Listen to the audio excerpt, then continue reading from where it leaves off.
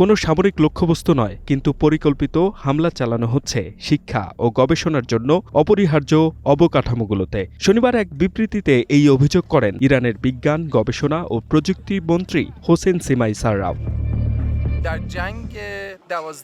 বৈজ্ঞানিক প্রতিষ্ঠানের উপর হামলা চালিয়ে তারা প্রমাণ করেছে যে তারাই আসলে প্রস্তর যুগের মানুষ। একটি সভ্য দেশ বা সভ্য সরকার কখনই জ্ঞান চর্চার কেন্দ্র, গবেষণাগার বা গবেষণা প্রতিষ্ঠানকে লক্ষ্যবস্তু বানায় না। এই যুদ্ধে তারা প্রথমে আমাদের অধ্যাপকদের হত্যা করেছে, কিন্তু তারা এখন দেখেছে যে অধ্যাপকদের হত্যা করে তাদের লক্ষ্য পূরণ হচ্ছে না। এখন তারা আমাদের বৈজ্ঞানিক কাঠামো ধ্বংস করতে শুরু করেছে। ساختار علم در ایران ریشه در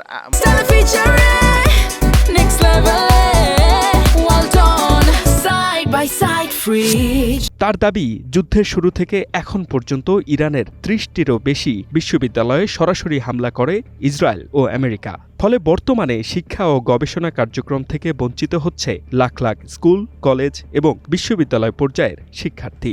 ইরানের পক্ষ থেকে দাবি করা হচ্ছে, এই হামলার মূল উদ্দেশ্য হল দেশটির বৈজ্ঞানিক ও সাংস্কৃতিক ভিত্তিকে দুর্বল করে দেয়া। সম্প্রতি তেহরানের অন্যতম মর্যাদাপূর্ণ শহীদ বেহেশতি বিশ্ববিদ্যালয়ের বেশ কিছু ভবন আমেরিকা ও ইসরায়েলি হামলায় ক্ষতিগ্রস্ত হয়েছে। তবে এটি ইরানের পারমাণবিক কর্মসূচিকে বাধাগ্রস্ত করার একটি বৃহত্তর প্রচেষ্টার অংশ বলে দাবি করে ইসরায়েল।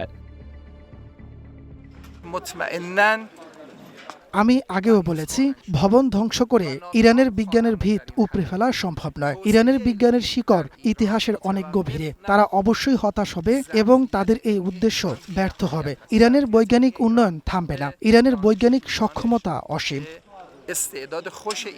অন্যদিকে আমেরিকান বাহিনীও কখনোই ইচ্ছাকৃতভাবে বেসামরিক লক্ষ্যবস্তুতে হামলা চালায় না বলেও দাবি করে আসছে তারা।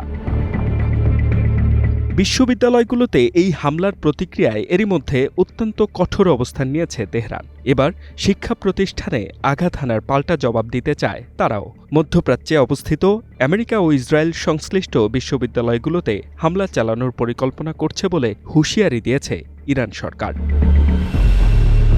H M Ataullah, one international desk.